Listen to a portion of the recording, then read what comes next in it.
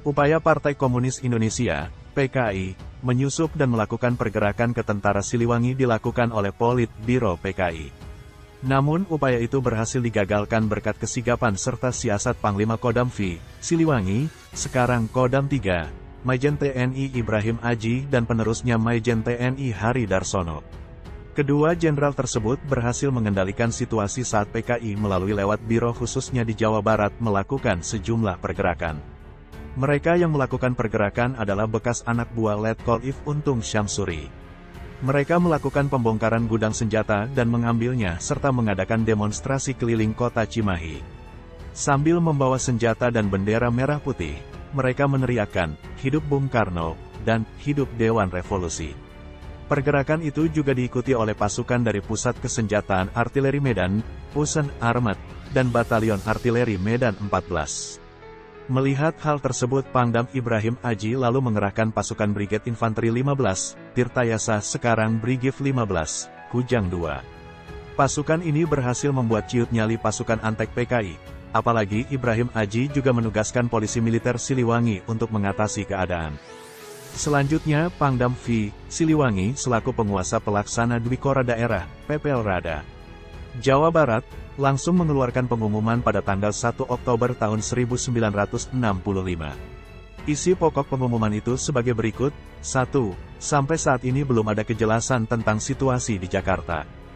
2. Kami selalu berusaha mengadakan hubungan langsung dengan pemimpin besar di Jakarta. Sementara itu peliharalah persatuan dan kewaspadaan. Jangan membuat tafsiran dan kesimpulan sendiri-sendiri dan jangan kena provokasi yang akan merusak persatuan dan keamanan masyarakat. Dalam melakukan upaya pembersihan terhadap unsur militer dan sipil yang pro dalam gerakan tanggal 30 September tahun 1965, Majen TNI Ibrahim Aji berpesan kepada jajaran Kodam Siliwangi agar tidak membunuh anggota PKI, namun hanya sebatas menangkapnya saja. Hal ini dilakukan Ibrahim Aji karena telah mendapat pesan dari Presiden Soekarno di Istana Bogor agar tidak membunuhi anggota PKI karena belum tentu terlibat langsung dalam gerakan tanggal 30 September tahun 1965.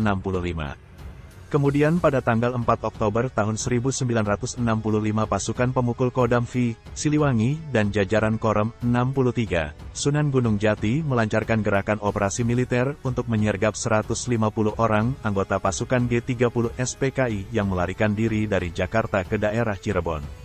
Selanjutnya, sampai dengan tanggal 12 Oktober tahun 1965 operasi pembersihan terhadap gerombolan G30 SPKI di daerah Korem 63, Sunan Gunung Jati, Cirebon telah berhasil menahan 834 orang yang dicurigai terlibat dalam pemberontakan. Lalu pada tanggal 14 Oktober tahun 1965 di Pegadaian Haru telah dilakukan penggerebekan oleh Kodam Siliwangi terhadap rumah seorang WNI keturunan China. Rumah itu diketahui sering digunakan sebagai tempat rapat-rapat gelap dalam usaha mereka membantu G30 SPKI. Pada tanggal 12 Oktober tahun 1965 pukul 3 pasukan Kodam V, Siliwangi berhasil menyerahkan ex-Letkol Untung Syamsuri, Ketua Dewan Revolusi. Dia telah berhasil ditangkap di daerah Kodam 7, Diponegoro oleh polisi militer setempat.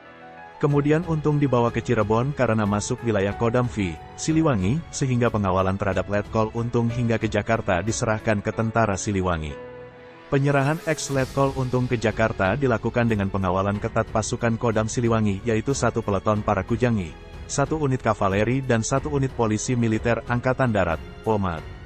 Selanjutnya Tentara Kodam Siliwangi melancarkan razia di kota Sukabumi. Gerakan ini berhasil menangkap 20 orang oknum yang terlibat G30 SPKI yang kemudian terbukti pernah dilatih di Lubang Buaya. Dari tangan mereka berhasil disita beberapa dokumen penting. Demikian pula di wilayah Korem 061, Surya Kencana Bogor pun dilakukan razia dan penangkapan oleh jajaran Tentara Kodam Siliwangi terhadap oknum-oknum TNI yang dicurigai. Sampai tanggal 9 November tahun 1965, sebanyak 789 orang ditahan di daerah Bogor. Operasi militer yang dilancarkan di daerah Karawang telah berhasil menangkap sejumlah anggota PKI. Dari mereka dapat diketahui, bahwa di Kabupaten Karawang sebelum terjadi pemberontakan G30 SPKI telah disiapkan susunan pemerintahan daerah yang baru.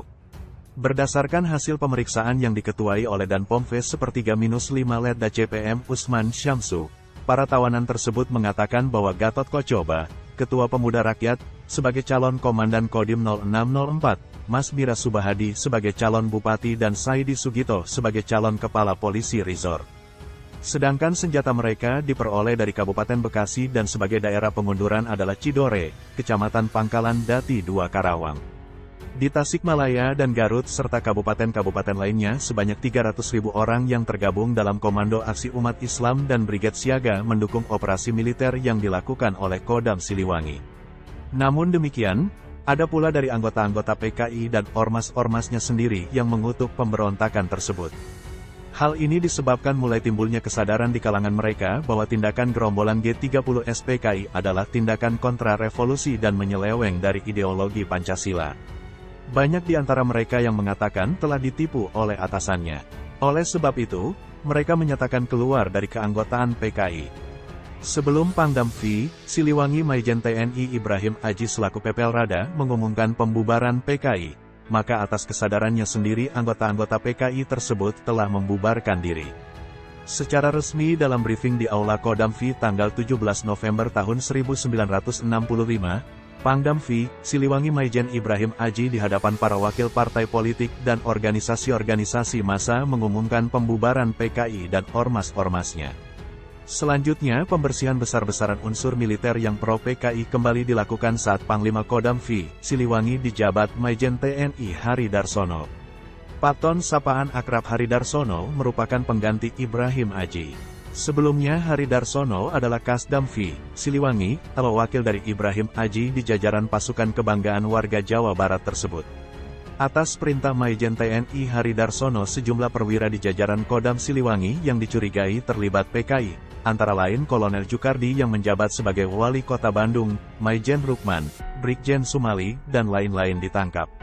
Selain itu ditangkap juga beberapa komandan Kodim dan perwira intelijen yang disusupi PKI. Hal ini berdasarkan data dari anggota Biro Khusus PKI yang berhasil ditangkap oleh jajaran Kodam Siliwangi.